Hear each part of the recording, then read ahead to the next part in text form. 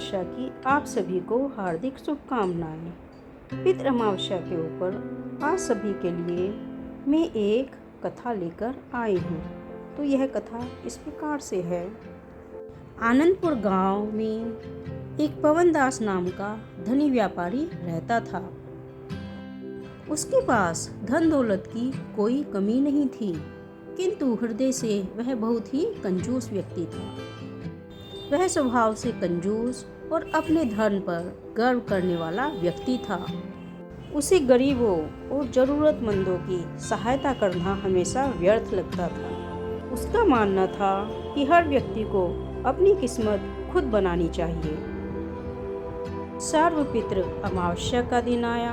पूरा गांव तर्पण और श्राद्ध की तैयारियों में जुटा हुआ था। मंदिर और गांवों में लोगों की भीड़ तर्पण करने के लिए जुटी हुई थी।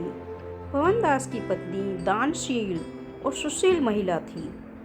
उसने पवनदास से अनुरोध किया कि स्वामी, आज हमारे पूर्वजों का दिन है।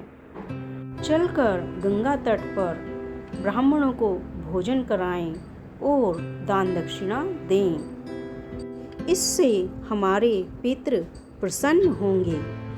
पवनदास ने बड़ी अनिच्छा से हामी भरी और कहा, ठीक है, चलते हैं। उसने अपनी पत्नी से कहा, चलो, दान दक्षिणा करने के बाद हमारा समाज में कुछ नाम तो होगा। सुबह सुबह दान पुण्य का सामान लेकर गंगा जी के तट पर पहुंच गया, किंतु उसका इरादा सच्चे मन से दान करने का बिल्कुल भी नहीं था। उसने सबसे सस्ता सामान, बासी फल और थोड़ा सा अनाज दान देने का ही मन बनाया हुआ था, इसलिए वह वही लेकर आया। वह दिखावे के लिए ब्राह्मण की तलाश में इधर उधर देख रहा था और बैठकर इंतजार कर रहा था। तभी उसकी नज़र एक साधु पर पड़ी, जो कि पेड़ के नीचे फटे हुए कपड़े पहने हुए बैठा हुआ था। पवनदास को लगा कि यह एक साधारण भिखारी है।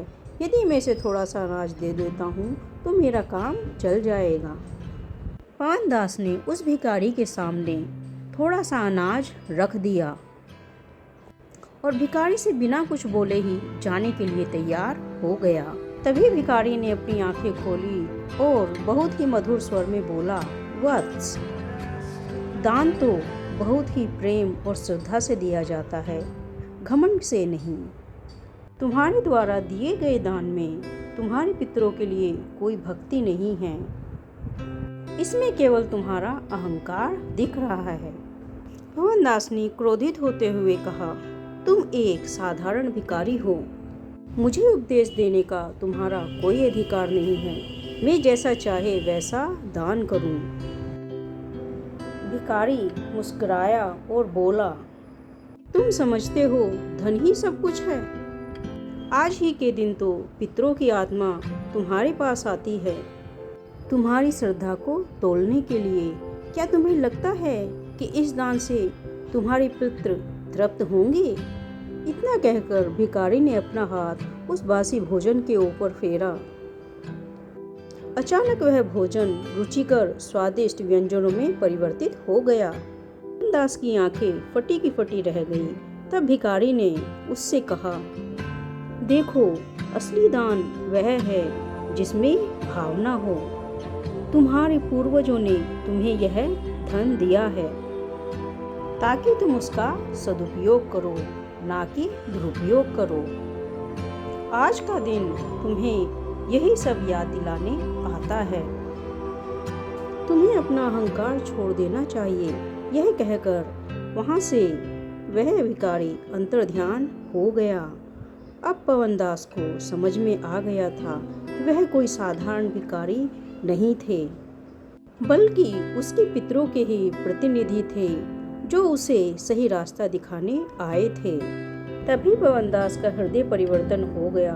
उसने उसी समय बुजुर्गों और गरीबों को अपने हाथों से भरपेट भोजन कराया और उदारता से दान दक्षिणा भी दी। उस दिन के बाद से पवनदास न सिर्फ पितृ अमावस्या के दिन बल्कि सभी दिनों में दान दक्षिणा करने लगा और उसमें काफ़ी सुधार आ गया। अब वह प्रभु सेवा का जीवन जीने लगा था। यह कथा हमें सीख देती है कि पितृ अमावस्या केवल कोई रस्म नहीं है, बल्कि अपने पूर्वजों के प्रति सच्ची श्रद्धा और कृतज्ञता व्यक्त करने का दिन है। दान का महत्व उसकी मात्रा से नहीं, बल्कि उसमें निहित शुद्ध भावना से होता है। जो दान प्यार और समर्पण से दिया जाता है, वही पितरों तक पहुंचकर उन्हें तृप्त करता है। यह कहानी हमें यही सीख देती है।